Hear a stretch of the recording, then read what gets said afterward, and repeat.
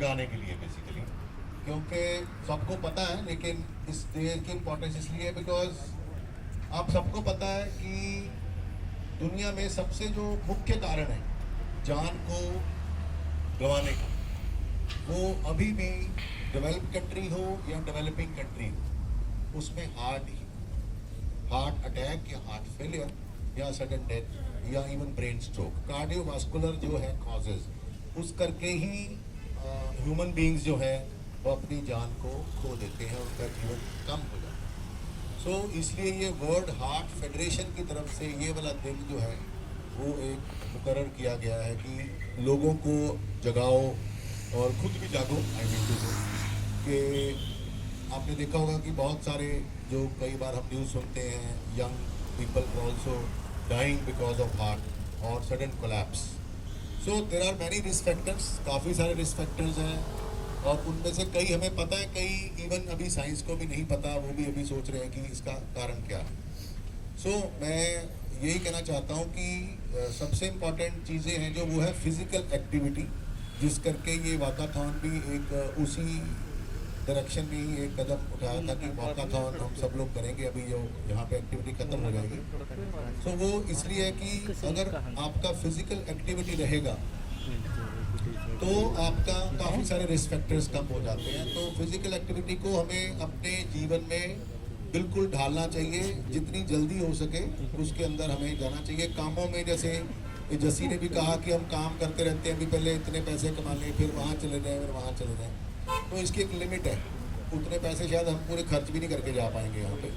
So I think we should not think about the target of money, but the real target should be to keep your body right, क्योंकि वो body से ही वो सारा हमने जो ज़िंदगी जीनी है, जो हमारी जर्नी ऑफ लाइफ है भाई, जर्नी ऑफ सोल है ना बेसिकली, ये आत्मा की तो जर्नी है। आत्मा को एक शरीर दे दिया भगवान ने कि भाई इससे थ्रू आप अपनी journey Jio.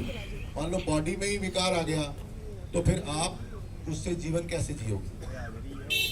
So I think ये हर एक बंदे की अपनी ज़रूरत है कि भाई वो इस शरीर का ख्याल रखे, और उसके लिए जो मैं बोलूँगा वो 4 चीज़ें बोलूँगा, ज़्यादा लंबा लेक्चर नहीं लूँगा बिकॉज उसका मेन जो मैं उसमें 4 में ही सिमटा दूँगा इस चीज़ को।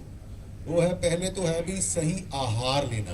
आपने आहार मतलब खाने में आप क्या खा रहे हो, क्या आप ज़्यादा डीप फ्राइड या ट्रांस फैटी एसिड या बाहर का खाना ज़्यादा खाते हो, या नॉन वेज में आप मटन ज़्यादा खा रहे हो या रेड मीट ज़्यादा खा रहे हो। मैंने ज़्यादा वर्ड बोला है, मैंने ये नहीं बोला कि ये चीज़ गलत है, बट ज़्यादा खाने से वैसे ओवरऑल अगर स्टडीज़ देखी जाए तो नॉन वेजिटेरियन में जो है वो ओवरऑल सर्वाइवल उनका ज़्यादा नहीं होता, जो वेजिटेरियन लोग हैं उन्हीं का ज़्यादा सर्वाइवल होता है अगर हम कंपेयर करें तो, क्योंकि वो ईजी टू डिजेस्ट फूड्स हैं।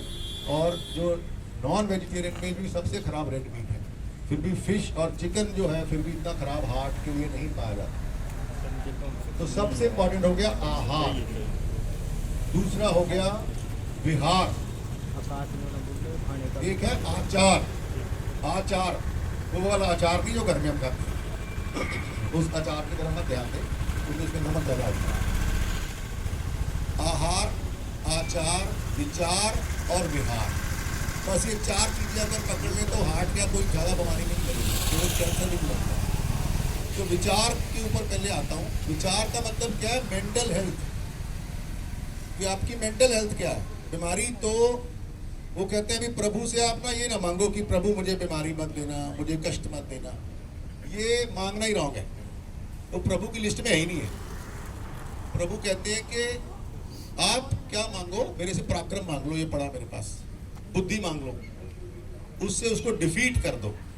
क्योंकि अगर ये हम सोचेंगे कि हमें कोई बीमारी ना लगे, ये तो टोटली रॉन्ग है। मतलब जो गुरु नानक जी ने बोला हुआ कि नानक दुखिया सब संसार है, उस दुख को हमें फाइट कैसे करना है, यही हमारी जर्नी है। उसी तरह से इस बीमारी को कैसे फाइट करना है, with right kind of thinking. Mental health is very very important, because बहुत सारे जो लोग हैं वो बीमारी को मेंटल स्ट्रेंथ से अपनी फाइट नहीं कर पाते, डिसीजन नहीं ले पाते कि मुझे सैर करनी है, मुझे सिगरेट छोड़नी है, मुझे ब्लड प्रेशर का इलाज करना है, ये मैंने नहीं खाऊंगा, वो गिव इन कर देते हैं क्योंकि मेंटली स्ट्रांग नहीं होते। So mental strength is also very important to fight any disease and specifically heart disease, क्योंकि हार्ट का जो मेन लेना है, माइंड से हार्ट की बीमारी शुरू होती है। बहुत सारे स्ट्रेसफुल पेशेंट्स आते हैं जिनको स्ट्रेस करके ही उनका जो है वो हार्ट के अंदर अटैक भी आ जाता है। Chronic stress can lead to sudden death. So विचार इज वेरी इंपॉर्टेंट। पॉजिटिव विचार रखो, लोगों से जेलसी, लोगों से ये सब वो सारे विचार में ही आते हैं। How you are thinking you are right और नॉट। फॉरगिवनेस कर दो, लोगों को माफ कर दो, अपने अंदर गुस्सा मत रखो। वो गुस्से से भी बीपी हाई होता है और उससे भी काफी प्रॉब्लम है। सो विचार, देन विहार। विहार मतलब क्या होता है? How you behave with others, वो विहार है। आपका विहार क्या है? सेकंड, थर्ड पे आ गया जो मैंने बोला था, आहार, खाना, डाइट क्या है आपकी। और उसके बाद आ गया आचार। आचार मतलब आपने वॉकिंग करी, आप सही टाइम पे सोए, आपका अपना जो दिनचर्या है उसको आचार कहते हैं। आपका अपना आचार क्या है?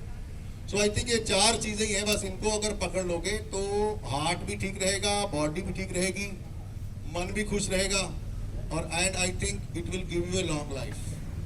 बाकी कुछ और रूल्स होते हैं कि पर्पस ऑफ लाइफ जो है वो ढूंढो, क्योंकि एक ही चक्कर में मत पड़े रहो जो इन्होंने बोला कि पैसे ही कमाने हैं। पर्पस ऑफ लाइफ जो ये भी स्टडी हुई है, जो भी दुनिया की जो ऐसी ट्राइब्स हैं जहाँ पे 100 साल के जो लोग हैं, लोगों ने स्टडी किया, वहाँ पे जो वन ऑफ द फैक्टर्स निकल के आया वही आया कि ये लोग ज़्यादा लंबी जिंदा रहते हैं जिनको पर्पस ऑफ लाइफ रहता है, जो दूसरों के लिए कुछ काम करते हैं। सो ये सारी चीज़ें जो हैं ये बड़ी इंपॉर्टेंट हैं और हम इसको इग्नोर कर देते हैं। तो अगर ये सब चीज़ें हम अपने अंदर ढाल लें तो हम बीमारियों से दूर हो सकते। तो बेसिकली जो फ्रीडम है, इसको मैं बोलता हूँ freedom from disease, freedom from all this things.